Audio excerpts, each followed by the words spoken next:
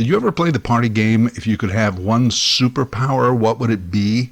I always choose invisibility. That's the one I want. But, as with any superpower, it's complicated. This week, let's see what we can see. I'm Larry Fedoruk, and this is Later That Same Life. On each episode of my weekly podcast, a different topic, discussion, commentary, or story from our lives. Season 20, Chapter 1. O. To be invisible. The legendary science fiction author H.G. Wells first wrote The Invisible Man somewhere around 1897. So the idea of invisibility, the fantasy of it, has been around for a long time. To be clear here, we're talking physical invisibility, not some social metaphor disappearing from society, hiding out, getting away from it all, but actually having the ability to be unseen. Although, socially, I do wonder why this has always been my favorite superpower, my chimera. I think two things. One, as a kid, I was always trying to get away with stuff, getting caught occasionally. Actually, my hijinks success rate probably only about 50%. And I always thought, boy, if they just didn't see me do these things, that would be great. They couldn't prove a thing. Secondly, as an adult, I've spent my life in media. In media, your job is trying to get noticed. The more people notice you, the more successful you are. It's called ratings. So after a lifetime of that, at this stage, maybe I go the opposite, invisibility. Anyway, enough self-analyzation. Why would anyone want to be invisible? I'm sure I'm not the only one. Hey, it just might be fun. I've probably thought a little too much about this, but if I'm going to be invisible, I have some conditions. First and foremost, I have to be able to control it. I don't want to be invisible all the time, only when I feel like it. In the original H.G. Wells series, the protagonist, Griffin, an unstable scientist, discovers the secret of invisibility, but then he can't bring himself back. It drives him mad, and he turns to a life of murder and terrorizing the town. I don't want that. And hey, I'm not saying I'd be perfect, but I wouldn't be evil, so that's the main thing. I control my own invisibility. Next, it's gotta be a secret superpower. Only I know about it. No one else can know that invisibility is even a superpower, and that somebody has accomplished it. Now, I guess I could be like Superman, Batman, Spider-Man, Wolverine, have a secret identity, but that just seems clumsy. It gets problematic, because for example, Superman, people see him flying, bouncing bullets off his chest, performing incredible feats of strength. In other words, his superpower is on full display, leaving the world to wonder, who is that man? It's too much attention. People get nosy. What would be the point of being the invisible man if everyone knows that there is an invisible man? Sooner or later, people would find out it's you. Thusly, when there are these unexplained shenanigans, people would just go, oh, that's the invisible man. He's up to his antics. I have to be in control of my invisibility, and it's my secret.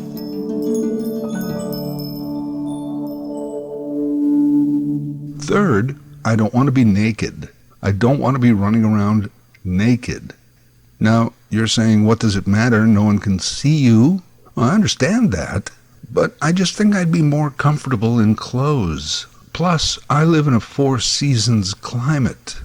So you're telling me I can't go out invisible in the winter? 'Cause in order to be invisible, I'd have to be naked. That's kind of the way science fiction has always set this up as a rule. You're invisible, not your sweater or your pants or your hat.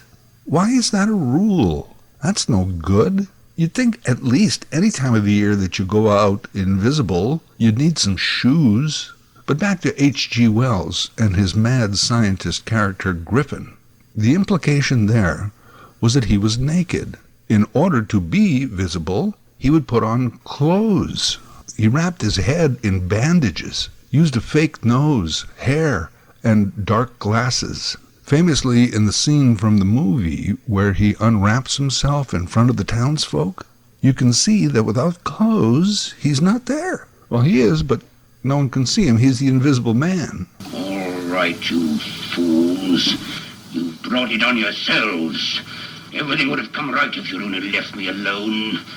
You've driven me near madness with your peering through the keyholes and gaping through the curtains. And now you'll suffer for it. You're crazy to know who I am, aren't you? All right, I'll show you. I'll show you who I am and what I am. Look, he's all eaten away. And let's investigate the science for a moment. Well, the science fiction. In the story, Griffin comes up with a formula that, when ingested, changes the body's refractive index, which is simply a measure of how light bends as it passes through an object. His formula means that the human body tissue will neither absorb nor reflect light, i.e., you can't see it. Invisible Man. You know, for H.G. Wells to put all that together in the late 1800s? Well, kudos. His character, Griffin, couldn't figure out how to make it reversible. It drove him insane. He couldn't interact with people, could never get a date, and even if he did, people would just say, I don't know what she sees in him. And I'm not saying that that would be my method of invisibility, but I'm thinking if I had a beaker full of this disappearing juice, couldn't I also use it on my clothes? You know, do a load of laundry, got my Tide laundry pod, a cap full of Downy fabric softener, and a few squirts of Procter & Gamble's new invisible solution. My laundry is clean, soft, smells good, and gone. Your socks just don't disappear in the dryer. They really disappear. I'd also have my own rule that if I did have a substance that could make things disappear, I would only use it on myself and some of my clothes. I don't think it would be right or of any use to make random inanimate objects disappear. Coffee table, lazy boy recliner, stop sign. You know, you need to know where those things are. I control when and where. It's my secret, and I get to wear clothes. If these three things can be accomplished, I'm up for being invisible. As I said earlier, this invisibility idea has been around for about 130 years, starting with The Invisible Man, H.G. Wells, 1897. Granted, yes, Plato's Republic talks of a shepherd who finds a ring that makes him invisible. But you know Plato, I think he was on the shrooms. I think that's been proven. In Greek mythology, the cap of Hades is where Perseus went to become invisible. That Perseus, what a hellion. It was H.G. Wells, though, that brought invisibility into popular culture. Later on, with help from Universal Pictures. Starting in 1933, they produced a series of Invisible Man movies. The Invisible Man, the 1933 classic, stars Claude Rains. You can come along to the station with me. Come along now, come quietly. Unless you want me to put the handcuffs on. Stop where you are.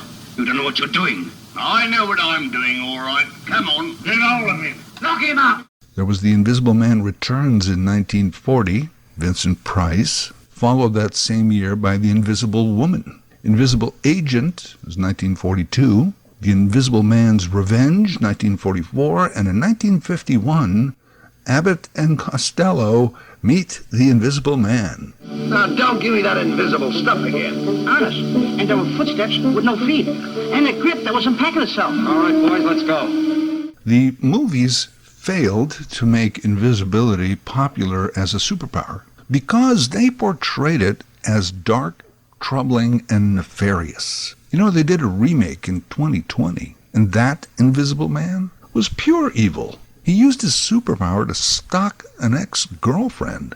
What a dick. The next time invisibility came into play in popular culture was the 60s and Star Trek. The Romulans had a cloaking device, rendering their spaceships invisible. Advanced stealth technology. Later on, the Klingons had it. And eventually, Picard and the Starfleet figured it out. Before Bridge, the cloak is online and ready to begin phase sequencing. Proceed, number one. Aye, sir. The mechanism of the cloaking device was actually borrowed from H.G. Wells' premise of bending light as it passes through objects. That's how they explain cloaking. It's funny how in that universe, cloaking was illegal among the United Federation of Planets until Starfleet actually got it. Because they're the good guys. How do you stop a bad guy with a cloaking device? With a good guy with a cloaking device. Also, always odd to me, and I was just a casual fan, Starfleet couldn't figure out cloaking for all those years, yet they had the transporting device, and as I understand it, the transporter disassembled all the molecules that made up a person or thing, transported them to a place, then reassembled them there. Isn't that also borderline invisibility technology? It actually seems more complicated than bending light. Yet they couldn't do it for so long. Somebody was not thinking outside the box. Spock, you got all that logic. You couldn't figure out cloaking? Some science officer you turned out to be. Cloaking. Those sneaky Romulans. Real modern-day cloaking or stealth technology doesn't exist in that way. It simply minimizes the way an aircraft can be detected by conventional radar or acoustic sensors. It's not invisibility. You just make yourself tougher to see. Further into pop culture, well, Bewitched and I Dream of Jeannie had invisibility. Sort of. One was a witch, the other was a genie. But yet they popped in and out. It's not clear whether they were invisible or were actually somewhere else in the ether. And then they made objects move on their own or disappear and reappear. Poor Darren. Harry Potter had cloaking. Literally, they had an invisibility cloak. I know what that is. That's an invisibility cloak. I'm invisible. So, hold on. We all saw the cloak. The cloak was there. It was a cloak. But as soon as you put it on, you're invisible, and so is the cloak? What? Shouldn't the cloak always be invisible? You see, this is why you can't trust a wizard. James Bond toyed with invisibility in 2002's Die Another Day. Remember this? That was a Pierce Brosnan Bond. James drove the Aston Martin V12 Vanquish, which Q had dubbed the Vanish. The ultimate in British engineering. You must be joking. As I learned from my predecessor Bond, I never joke about my work. Aston Martin call it the Vanquish, we call it the Vanish. And this one almost seemed plausible. Tiny cameras all over the car captured the car's surroundings and then projected them all back onto the car. The car was covered in a flexible, light-emitting polymer skin. The car was the camera, the projector, and the screen all in one. It's taking pictures of the parking lot and the trees and the surroundings and projecting them back onto itself. So it looks like an empty parking space. Adaptive camouflage. Tiny cameras on all sides project the image they see onto a light-emitting polymer skin on the opposite side. You see, to the casual eye, it's as good as invisible. Plus all the usual refinements, ejector seat, torpedoes, target-seeking shotguns to shoot down mobile objects. Gee, hate to park a $500,000 car and not have anyone see it. People keep bumping into it with their Camrys. Hey Q, did you ever think of that? A lot of times in TV and movies, there's ghosts, and they're invisible. Well, they can't be seen, but it's not really invisibility. You're not invisible, you're dead. It's not really you there, it's your spirit. And we all know that ghosts and spirits can't really participate in the regular world the way regular people do. They live in the nether world. Yeah, so I guess technically you can't be seen, at least by most people. But what good is that if you can't, go to A&W and have a teen burger and a root beer with your friends later that day? I don't want to be dead and invisible. I want to be alive and invisible. Magicians are big on invisibility, right? They're always making people disappear. Not just people, but things like elephants and jet planes. Now, we know they can't really do this, but it's still always one of their more popular tricks. You know why? The lure of invisibility. People always think they can beat security cameras, become invisible to them. There's really no way to do that. You can disrupt them with laser lights, camouflage, or even disguises.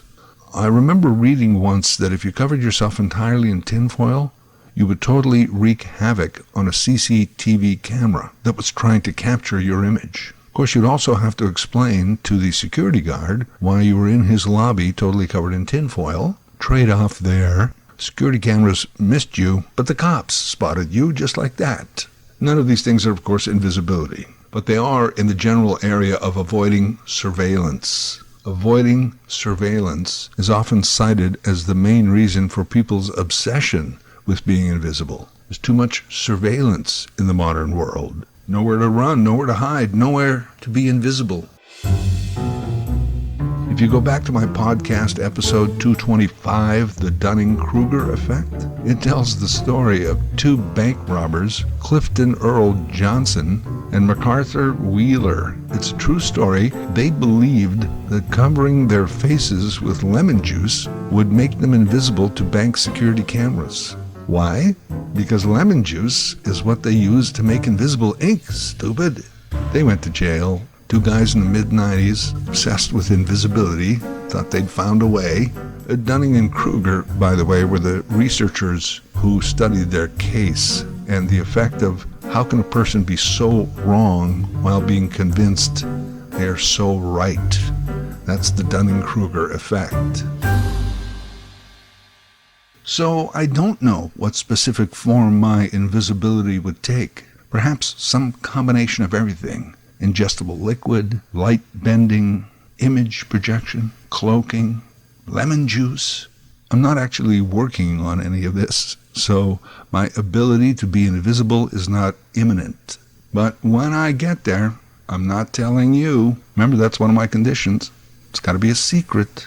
Also, I got to control it, and I get to wear the clothes. I told you, I've thought about this a little too much. Oh, for example, I think that even though you're invisible, you would still leave fingerprints, so you got to wear the gloves. Gloves would have to be rinsed in the invisible solution. Not sure why I believe that, but I do, because I think you're still there. It's just people can't see you.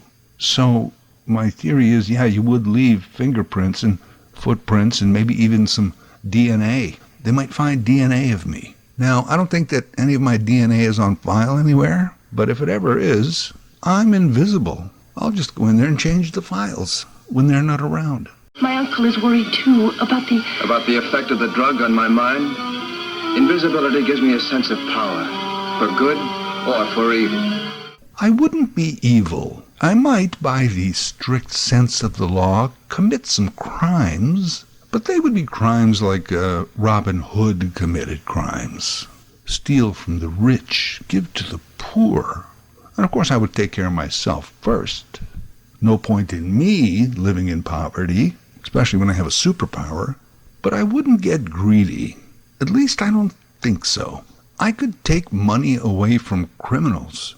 You know, the drug dealers, the hoods, the big banks. And I would see that it gets properly distributed back into the community. I would just take my little percentage off the top. I could play tricks on my enemies. Nothing cruel. Just, move stuff around, find ways to make them doubt their sanity. Fun stuff, just for spite. Just for spite. Yeah, I don't need to fly, be bulletproof, start fires with my mind, have giant claws, or even turn into a raging green Hulk. I just need to be invisible. That's all I'm asking for. And again, I'd have to be the only one. Which I also wondered about. Let's say there were several of us. Can an invisible person see another invisible person? I don't think so. I think that would be a separate superpower, the ability to see those things which are invisible, like all the cloaked folks.